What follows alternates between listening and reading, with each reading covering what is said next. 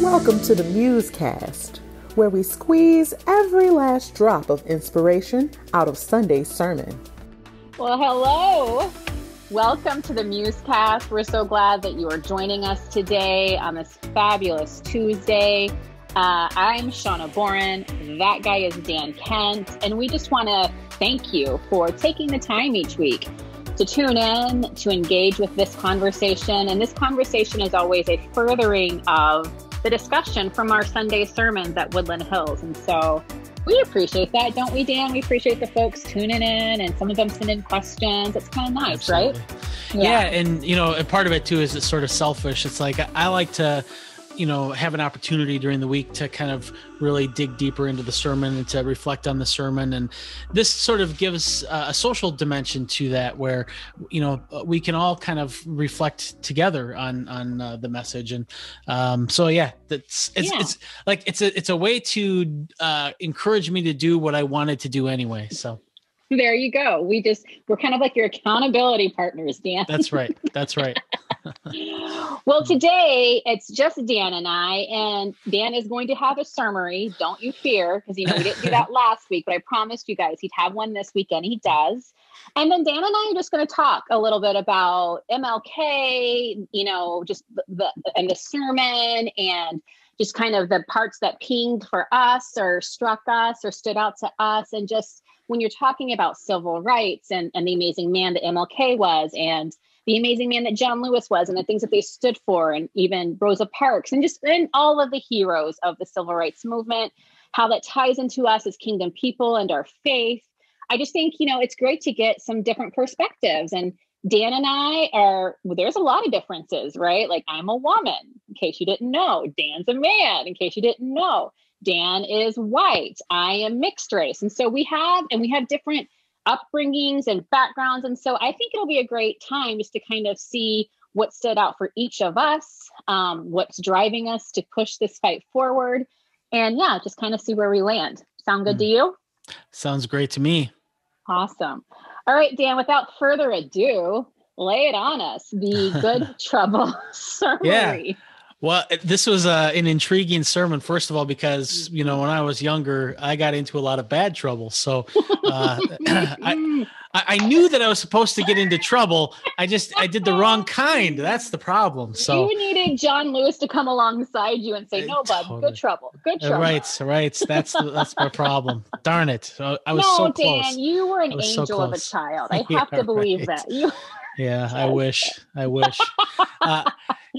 Greg, he took a look at what good trouble is, but he wanted to kind of look at the theological foundation. Like, how do I know the trouble that I'm getting into is good trouble or bad trouble? And so he kind of looked at theologically kind of the foundation of when trouble is good trouble versus when it's not. And he started off in Matthew 5, where we're told to not retaliate with kind. We're told to turn the other cheek. We're told to not seek retribution, but to rather love our enemies. And more than that, more than just a command to do these things, Jesus takes it a step further and says, this is how you know that you're a child of God, when you are this way. The world encourages us to seek retribution and to get back and to prove our dominance and to protect our ego, even if it means harming other people. And Jesus is like, okay, do that, but then that's not what a child of God does. And so he really in Matthew 5 kind of says that this posture toward others really is the foundation of what it means to be a child of God. And so if you are seeing that people are not being treated with love, if you're seeing that people are not being treated with the dignity that they deserve, given the fact that God paid this unsurpassable price to show our unsurpassable love, and if people aren't being treated with that, then as children of God, we need to come against that. As people who are in right relationship to each other and with God, we're going to run up against people who are not in right relationship, and that's going to cause conflict. But whatever conflict that causes, our call is to not use violence. And Greg did a great job of just showing how that teaching was a core of Martin Luther King's entire strategy during his entire ministry. And he even made people sign pledges saying that they would not, under any circumstances, resort to violence. And it really, I think, it ends up tapping into a different part of people's hearts than violence does.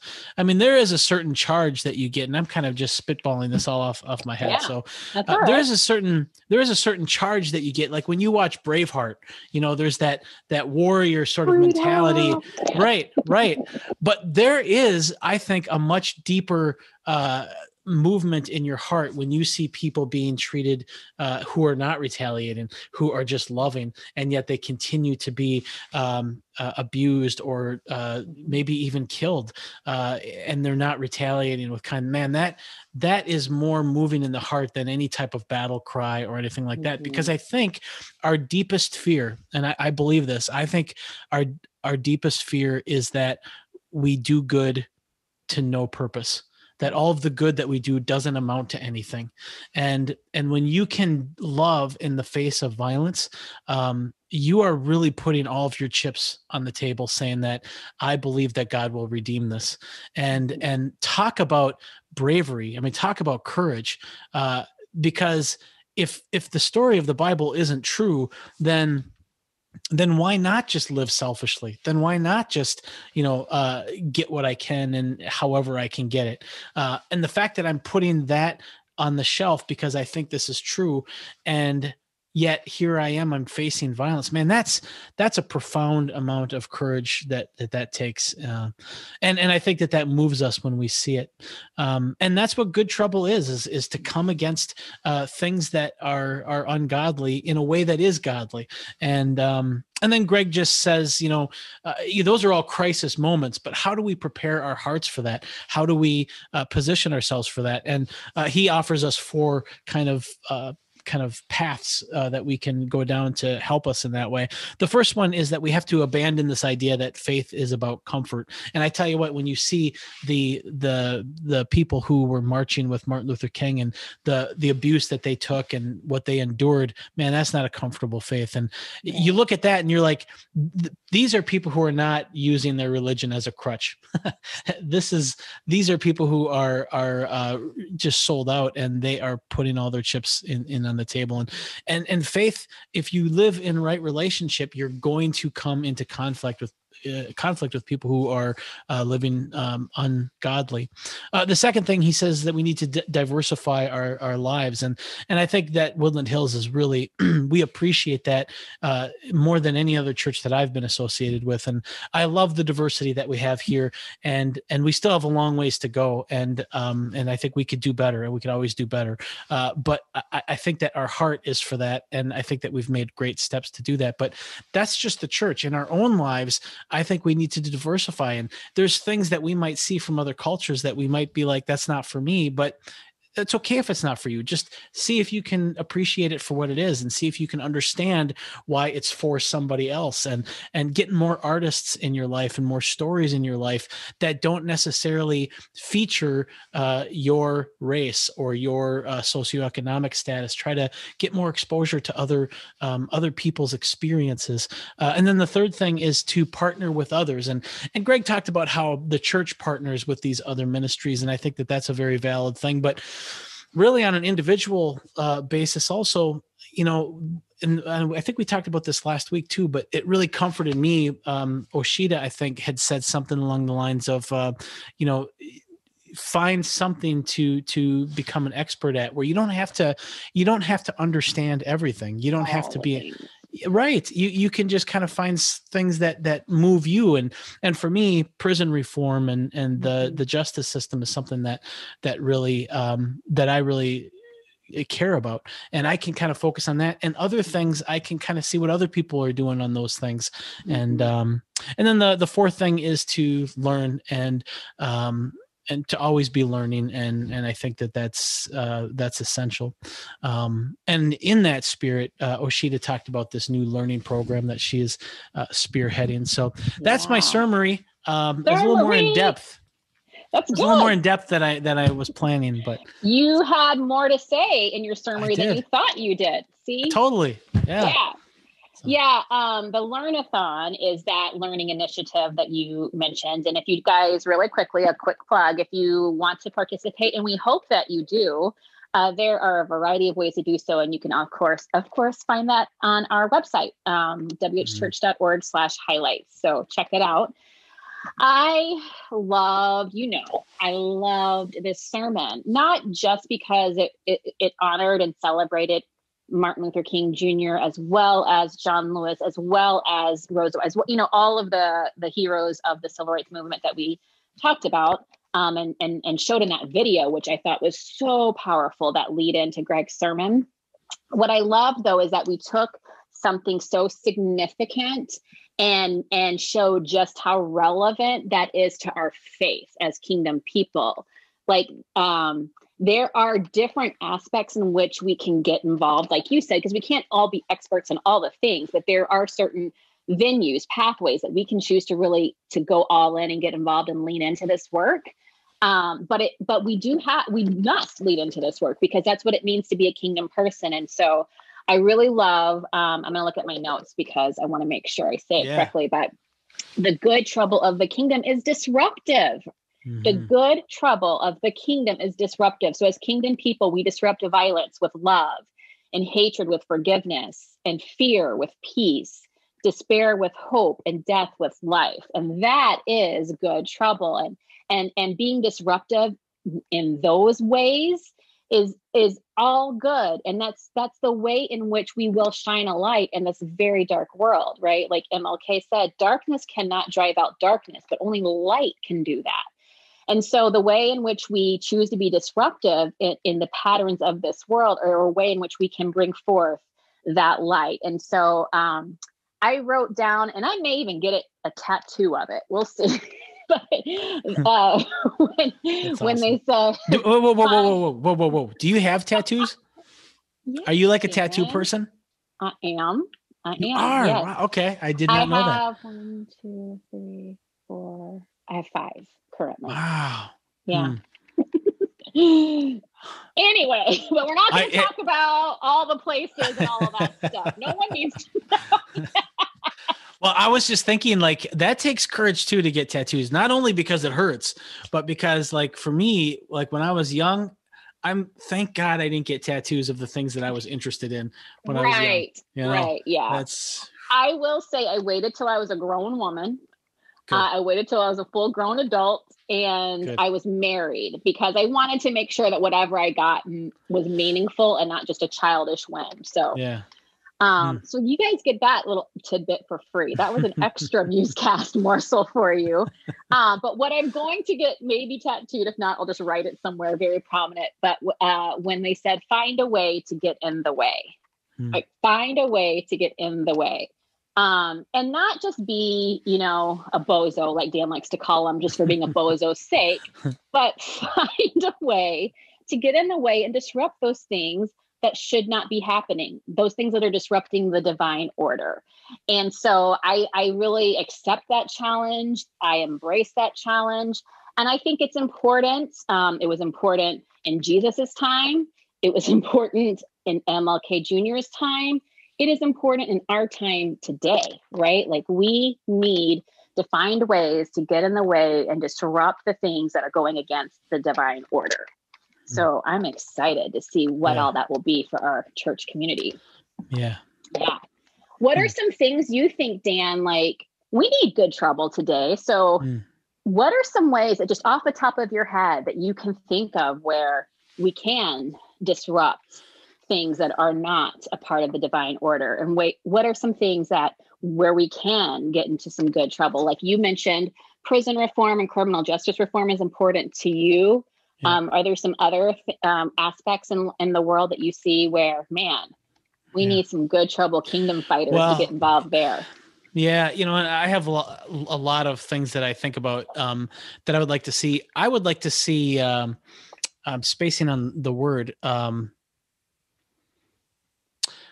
would like to see Black Americans get payment for reparations. Reparations, that's the word. Gosh, I was thinking recuperations, but no, they didn't. It's reparations. That's the right word. Yeah. We are down in Florida right now, and we drive down here.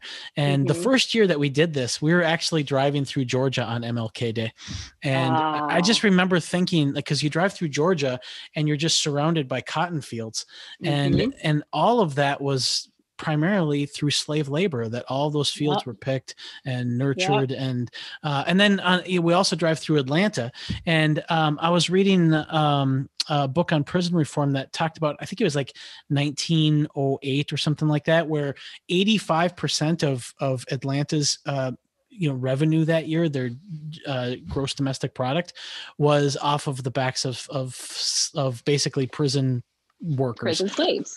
That's right, prison slaves, right? Yeah. And it's like, okay, when like almost your entire economy is on the backs of Black Americans, unjustly, they should be paid for that, and there should be some type of reparation for that. Yeah. And the fact that we haven't done that in a world that's capitalistic, in a world that in a country that solves all of its problems with money, yet we haven't done that, I think is an injustice that I would like to see remedied. And it's I just don't think.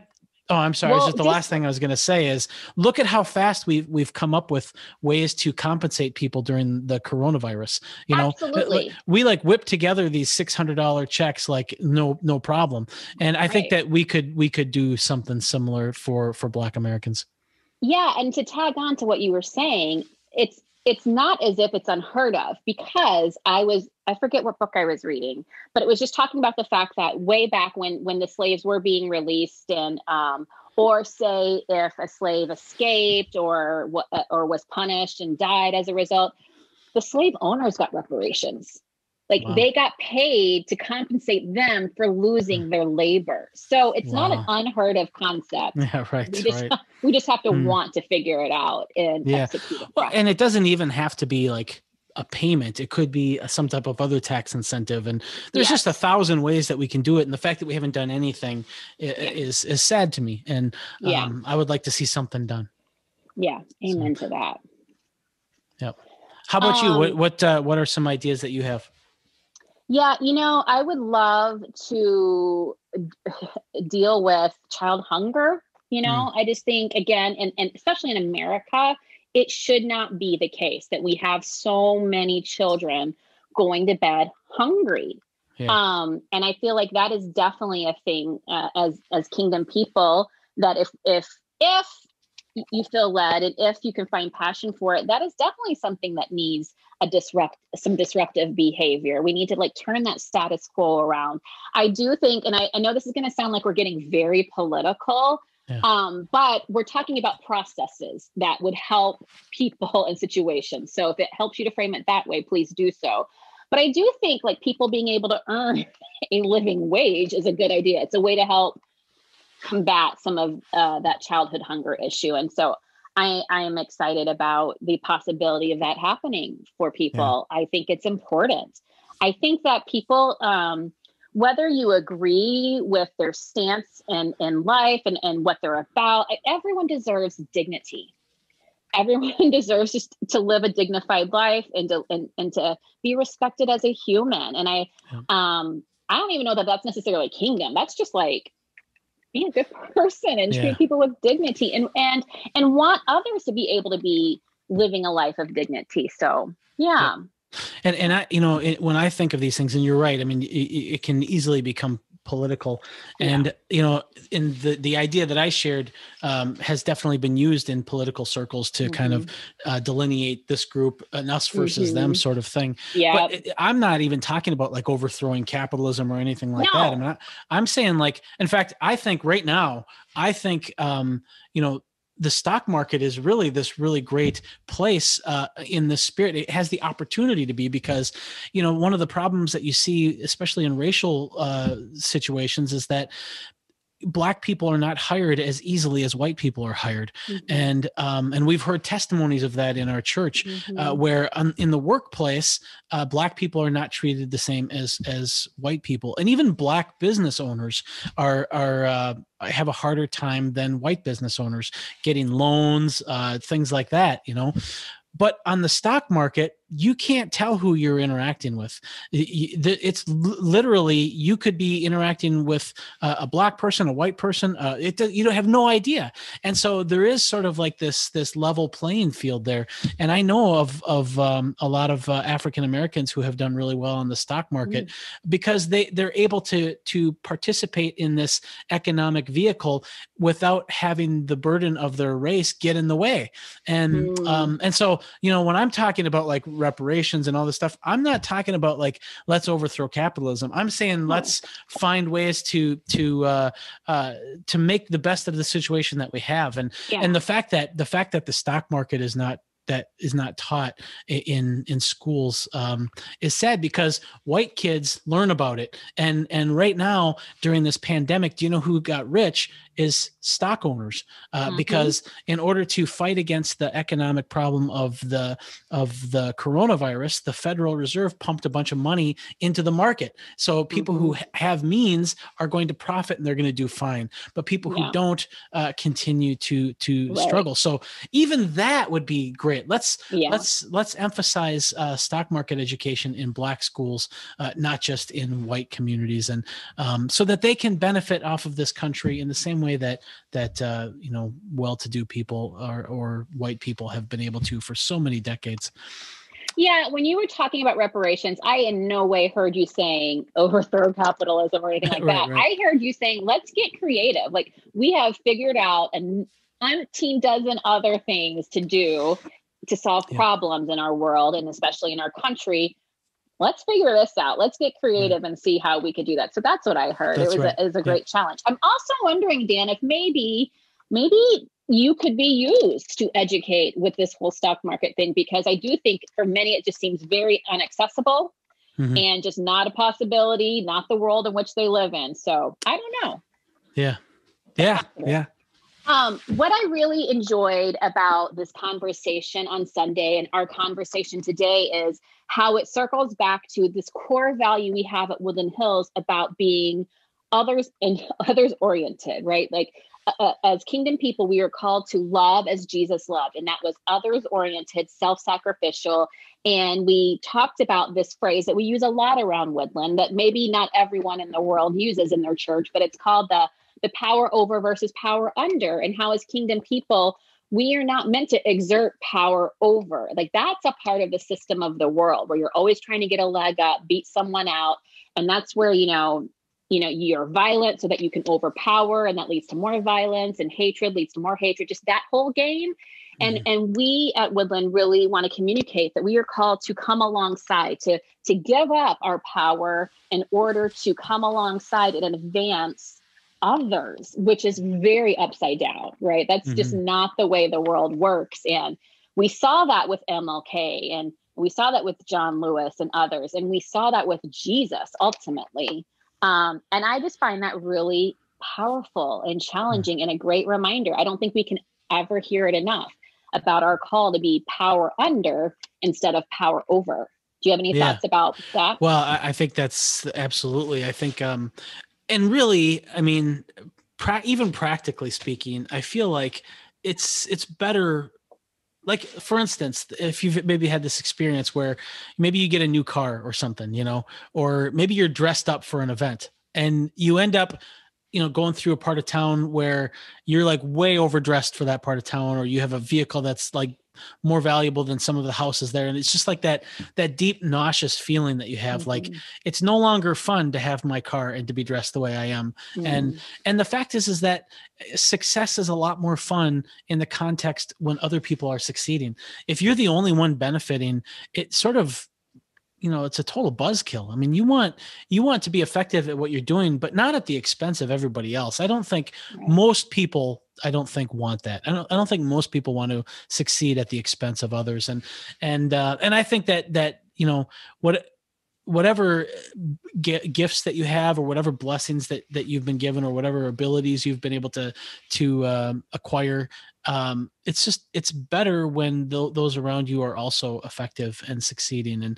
And so I love that idea of power under and lifting other people up. And in the long run, it just makes whatever happens to me better, even on that practical level. Take all the spiritual stuff aside. But then when you include that spiritual stuff, well, that's even greater, because More God's powerful. doing something here, and it works when we build other people up and lead in that way. Which, I think I'm glad that we're in an organization that sort of emphasizes that, and Me too. I feel very blessed and grateful for that. I'm so thankful. When I was thinking about power over versus power under, I always try to turn it internally to say, okay, where in my life have I done that well, or at least exuded power under versus power over, and that was challenging. And then I was reminded of this thought just came to me that sometimes choosing not to power over, because I think sometimes people think, how have I given up my power to help others? I don't know. I quit. Sometimes not exercising your power over is just as valid and good.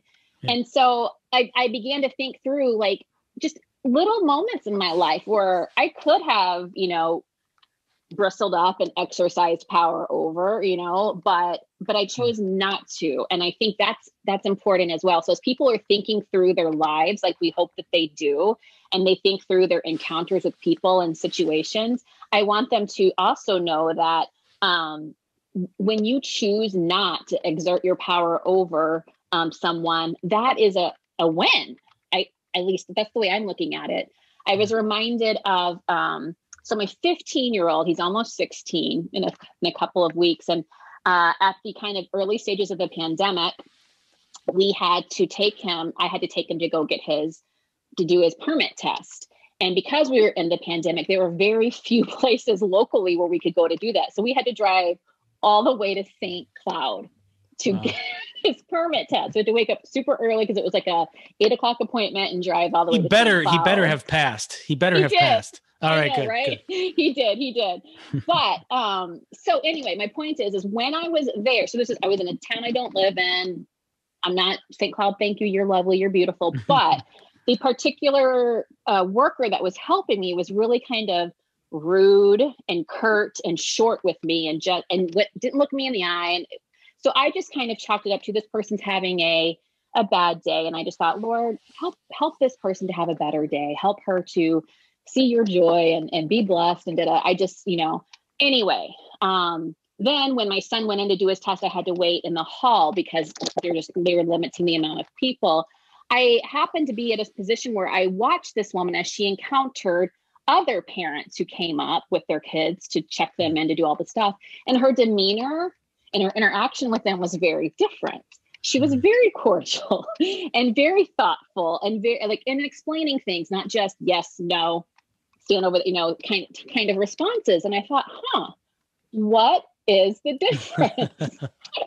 And it just so happened that it was the difference of I was the only person of color that she had engaged with in that way. And the rest of the people were white as she was. And so I could have really easily gotten riled up and even could have said, ma'am, can I teach you something here in this moment? Yeah, right.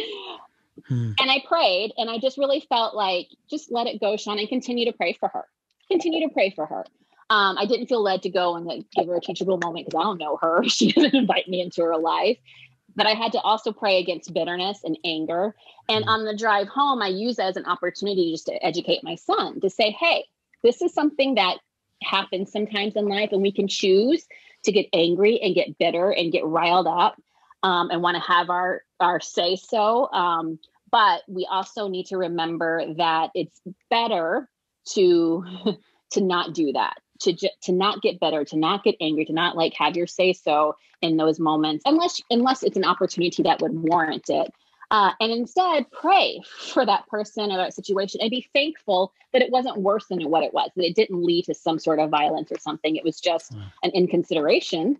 It was a rudeness, but it could have been much worse. And as a result, I have prayed for that woman whom I do not know several times in the months since then. And so maybe I'm just looking for a pat on the back. I don't think so. I really do think that was a way of not exerting power, and instead deciding to come under and have empathy and pray for someone who was not acting kindly toward me. I love that you were able to turn that into a lesson with your son also, and that type of conversation, and just making it, I mean, even beside the lesson, I mean, you're just like talking with your son about a moment and what does this mean in terms of character development, and what a blessing for him also. So you basically turned this kind of uncomfortable situation into multiple blessings by your posture toward it. So I think it's awesome. I'll give you a pat on the back. So for sure. Thanks, so. Dan. Thank you. Well, I know it's hard to believe, but look, our time has just flown by yet again. Is there anything like in closing you'd love to say to the MuseCast community? Well, a nugget you want to leave them with for the next several days?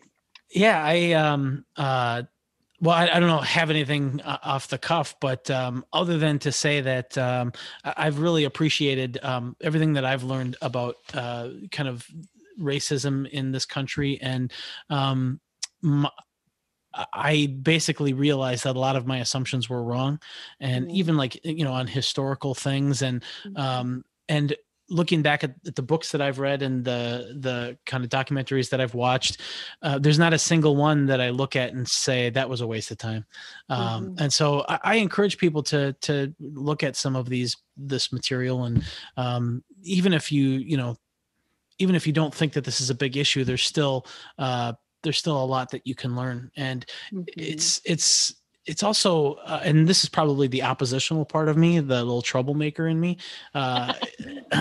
It's also good to know what has been hidden from you.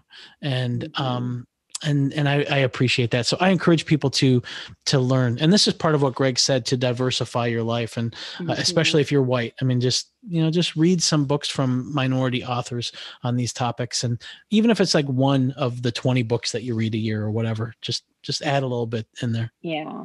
How about you? I just want to say publicly that I want to thank Dan, because we get to have these conversations, like I said, and Dan is always, whenever we're going to talk about race, Dan is always very humbly, he'll come to us and say, I'm just a white guy. I don't want to overstep. He will abdicate his voice in this space. If we feel like that, he needs to or should.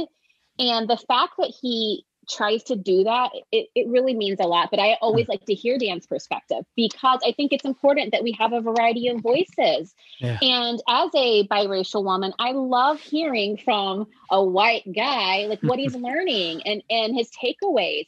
And he has such valuable insight from his space. And I think we need all of it. And so thank you, Dan, for your humility and for your voice, and for how you always seek to magnify my voice and Oshida's voice. We appreciate you very, very much. And I just thought you guys should know that. Don't feel like because you're not a person of color that you don't have a say or you don't have a part to play. And don't feel like if you are a person of color that you can't learn from others who aren't like you. Like, we all need one another. And so I encourage us all, let's get in some good trouble together and disrupt the systems of the world that seek to hold us down and keep us in a ranking system. I think it'd be a really cool revolution. Thanks for joining us, guys. Have a great rest of your week. We'll see you next time. Be well.